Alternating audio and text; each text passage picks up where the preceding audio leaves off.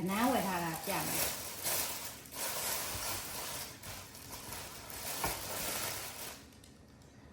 ဒီမှာကြည့်နော်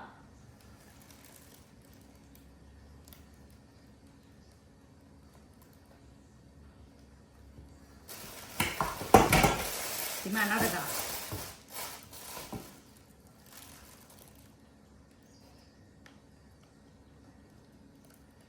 ဒီနေ့ကနန်းချက်စားမှာဖြစ်ပါတယ်ဒီကနန်းတွေဝယ်တဲ့နေရာလေးကိုတော့profile လေး screenshot ရိုက်ပြီးတော့မှပြထားပါမယ်ညဥက္ကလာညီမလေးပါစွစွနေဆိုတဲ့အကောင့်ကနေဝယ်တာပါရှင်ဒါ2ကောင်ကို1ကီလိုနည်းနည်းဆုံးမယ်ရှင်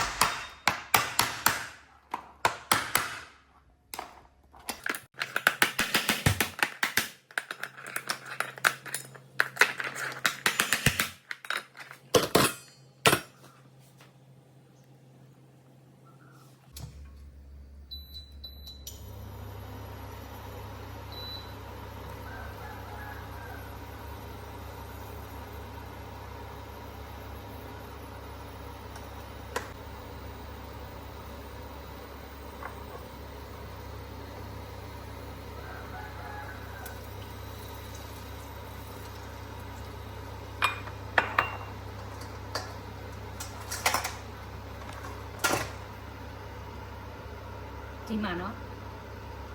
အသားတွေပြည့်ကျဆိုတာ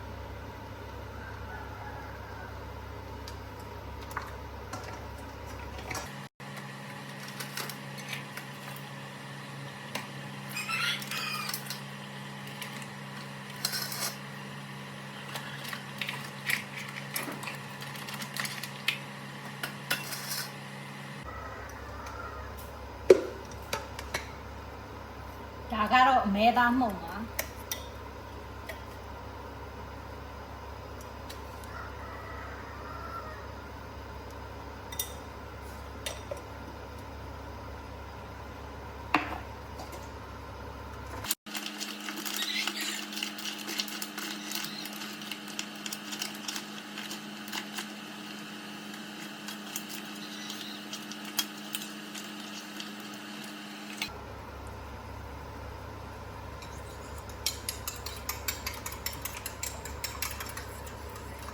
ကျက်ဥကတော့ဘာမှမဟုတ်အိမ်မှာကျက်ဥထားတော့နှလုံးပိုနေတာနဲ့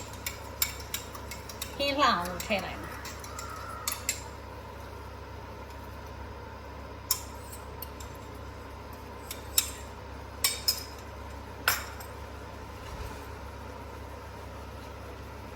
ဒါကတော့ကော်မှုတ်ရေဖြော်ထားတာပါဒီဟင်းချက်နည်းကို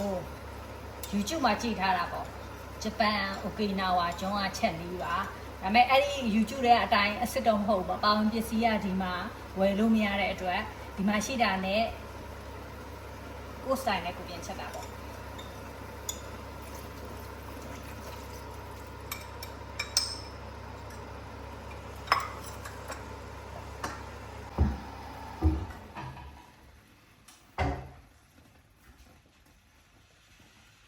ကဲဟင်းချက်နေတော့မီးပြတ်သွားပါပြီရှင်အဲ့တော့ဒီမှာရှိတာကတော့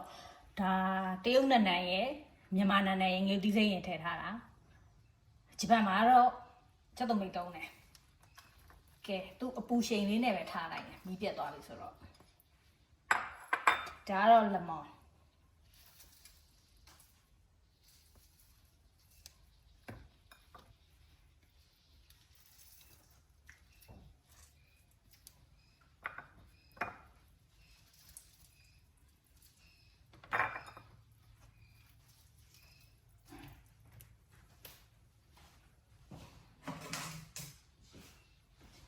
ဖုံးကအကြီးမရှိဘူးအသေးပဲရှိတယ်ခဏအုပ်ထားလိုက်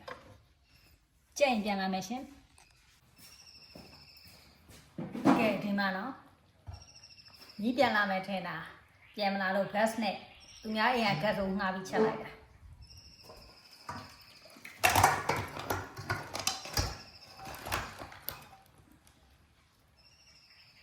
အိုး手机的。